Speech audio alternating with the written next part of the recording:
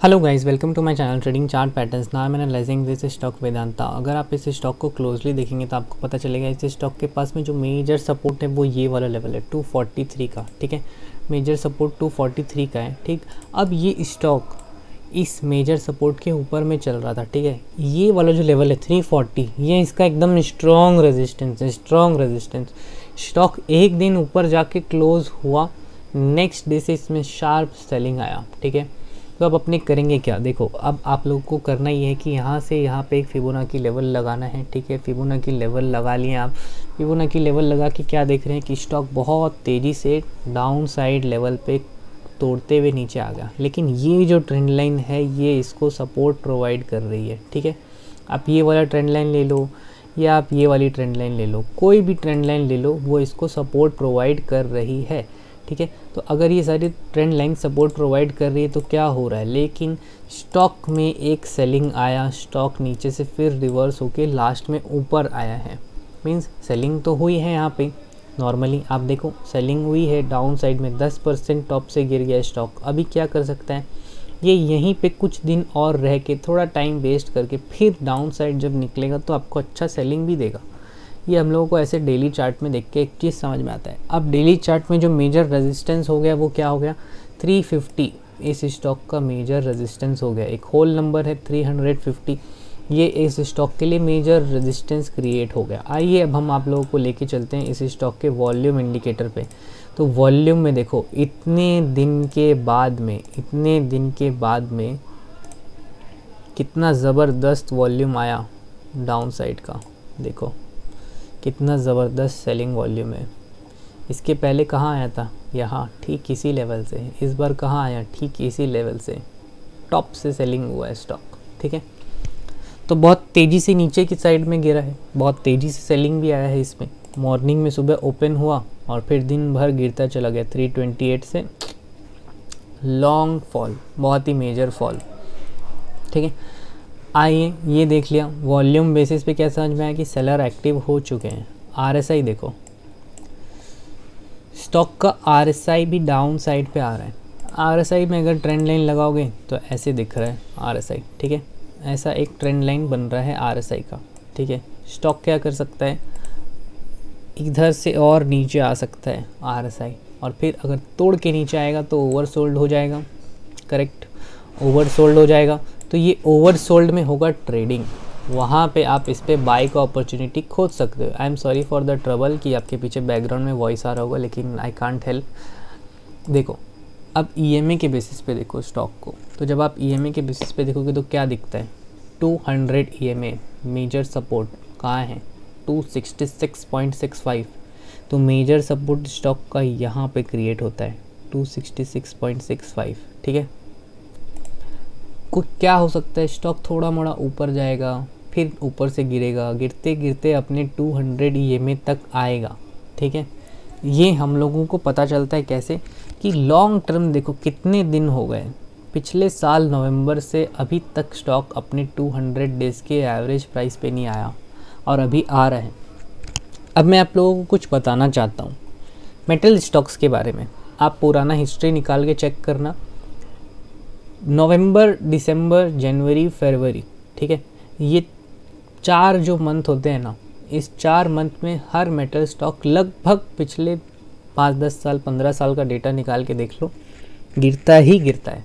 क्यों गिरता है, क्योंकि बड़े ट्रेडर को पता है कि मेटल के जितने स्टॉक्स होते हैं उसमें क्या होता है, मेटल यूज़ कहाँ होता है, कार्स में। तो कार वाले लोग जो कार चलाते हैं और जो कार मैन्युफैक्चरिंग कंपनी है वो लोग मेटल का यूजेज कम कर देती हैं।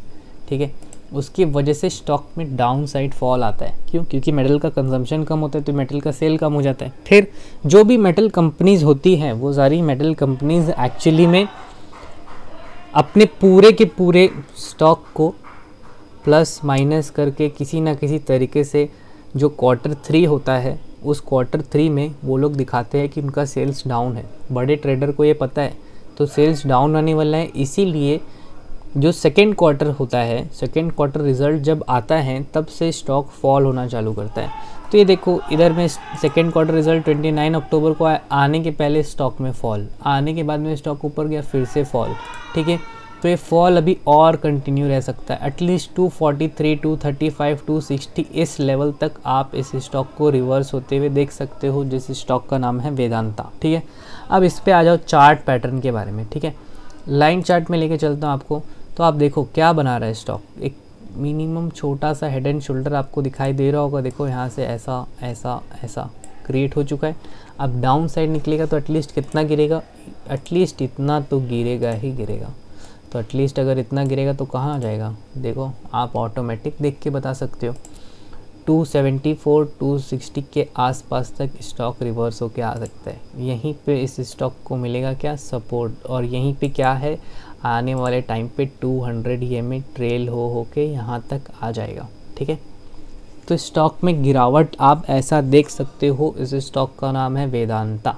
ठीक है, इसमें बाइंग साइड का कोई पोजीशन नहीं है, सेलिंग साइड का पोजीशन 350 पे अगर कोई बियरिश कैंडल मिले बड़े टाइम फ्रेम में 15 मिनट 30 मिनट में शूटिंग स्टार वगैरह मिले तो आप स्टॉक को सेल कर सकते हो। बाई करने का वैल्यू मैंने आपको बता दिया, एटलीस्ट यहाँ पे आप 30% इन्वेस्टमेंट कर लेना। अगर लॉन्ग टर्म इन्वेस्टमेंट आपको करना है तो 260, 270 के आसपास आप इस स्टॉक में लॉन्ग टर्म इन्वेस्टमेंट कर सकते हो, लेकिन सिर्फ 30% पैसा ही यहाँ पे डालना। थोड़ा और नीचे गिरे फिर वहाँ यहाँ पे जाके डेली में जब RSI डाइवर्जेंस क्रिएट हो तब नेक्स्ट 30% डालना, और फिर अगर वापस नीचे आ जाए तब नेक्स्ट 30%। तो अगर इस स्टॉक में आपको इन्वेस्टमेंट करना है तो इन्वेस्टमेंट करने का कुछ ऐसा ऐसा रेट्स है, ऐसा क्राइटेरियाज़ है, ये बता दिया। अब जो लोग बेचारे यहाँ पे फंस गए हैं उनको मैं यही बोलूँगा कि आप RSI देखो, RSI जब 70 पार करने लग जाए ना तो बाई करने का कोशिश मत किया करो, वहाँ पे अलर्ट रहा करो। अलर्ट रह के वहाँ पे अपने पोजीशन को थोड़ा कम किया करो। कम मीन्स क्या, मान लीजिए आपने इधर नीचे में बाई किया, अब ऊपर गया RSI यहाँ आ गया, थोड़ा सा प्रॉफिट तो बुक करो। प्रॉफिट बुक करके थोड़ा सा नीचे जब आए रिट्रेसमेंट पे फिर ले लो, फिर थोड़ा मोड़ा बाई कर लो, 10-15% नीचे गिर जाए तो फिर बाई। अभी देखो यहाँ पे आप फंस गए 387 में, स्टॉक आ गया 300, 30% फॉल हो चुका है स्टॉक। तो क्या कैसे ट्रेड करोगे, तो ऐसा ट्रेडिंग मत करो। अभी स्टॉक आने वाले टाइम पे ऐसा ही करेगा, ऊपर से नीचे रहेगा, यहीं पे ऐसे ऐसे ऐसे ऐसे चलेगा 1-2 महीने 3 महीने तक, तो आपको यहाँ पे ट्रेड मिलेगा नहीं अच्छा खासा। ठीक है, तो थोड़ा सा पैनिक क्रिएट आपको कराएगा, लेकिन अगर आपने ऊपर में बाई किया है तो एग्ज़िट मत होना। लॉन्ग टर्म में ये स्टॉक और ऊपर जा सकता है, ये और ऊपर 471 तक जा सकता है। ठीक है, तो पैनिक करने का कोई ज़रूरत नहीं है। अगर आपको बने रहना है इस स्टॉक में तो थोड़ा मोड़ा एवरेज करने का कोशिश करो, 20% 30% और एक्यूमुलेट करो नीचे डाउन साइड में, और फिर स्टॉक जब ऊपर जाए तो अपना प्रॉफिट बुक करके जाना। लेकिन 470 पे प्रॉफिट बुक करना, ऐसा मत करना कि नीचे आ गया तो आप एग्ज़िट कर दो, नहीं ऐसा मत करना। स्टॉक नीचे आ गया लेकिन फिर जब ऊपर जाएगा 470 पे ही एग्ज़िट करना। ठीक है, तो ये मेरा आप लोगों को नॉर्मल एक एडवाइस रहेगा कि आप लोग ऐसे इस स्टॉक में ट्रेडिंग करके पैसा कमा सकते हो। तो ये था वेदांता का एनालिसिस। अगर आपको पसंद आए तो please like, share, comment and subscribe my YouTube and Telegram channel. Thank you for watching.